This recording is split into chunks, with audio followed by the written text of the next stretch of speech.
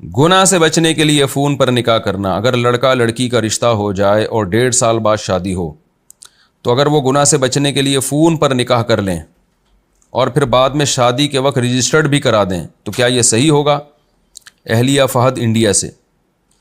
دیکھیں شادی 1.5 سال بعد ہے اور اس پہ فتنہ ہو رہا ہے ان کو، تو فون پہ کسی کو وکیل بنا کے نکاح کریں. ایسے ہی فون پہ ایجاب و قبول سے نکاح نہیں ہوتا، لیکن اس کے سائیڈ ایفیکٹ بہت زیادہ ہیں.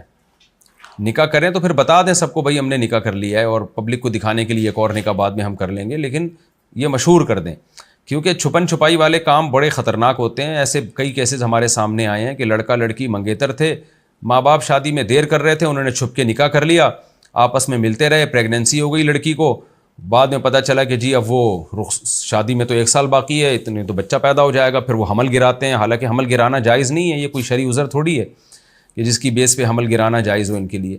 تو حمل گرانے کی باتیں شروع ہو جاتی ہیں. پھر بعض دفعہ اتنے اختلافات ہو جاتے ہیں کہ لڑکا پھر لڑکی کو چھوڑتا نہیں ہے، لڑکی کے دوسری جگہ لڑکی کی ماں رشتہ کر رہی ہوتی ہے. یہ ایسے ہمارے پاس بڑے کیسز آئے اس طرح سے.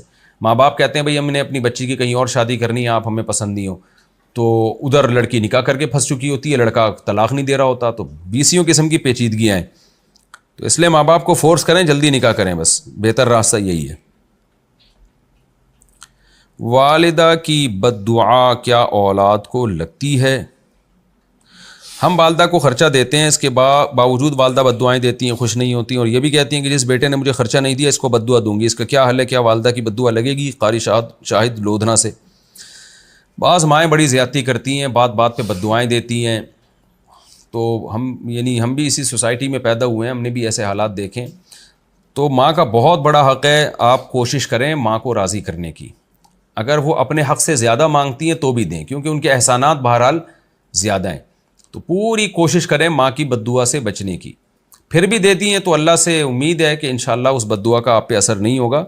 باقی جو مائیں اولاد کو بلا وجہ بد دعائیں دیتی ہیں تو ان کے لیے بھی حدیث میں وعید ہے. آپ نے فرمایا عورتیں جہنم میں جائیں گی. اس کی ایک بہت بڑی وجہ کیا ہے؟ تکثرن اللعن، یعنی کثرت سے جائیں گی جہنم میں. اس کی وجہ ہے کہ وہ لعن تان زیادہ کرتی ہیں، بد دعائیں بات بات پہ دیتی ہیں.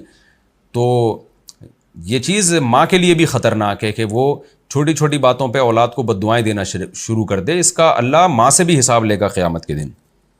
بہرحال آپ پھر بھی کوشش کریں اپنی والدہ کو جس حد تک خوش رکھ سکتے ہیں خوش رکھیں ان کو.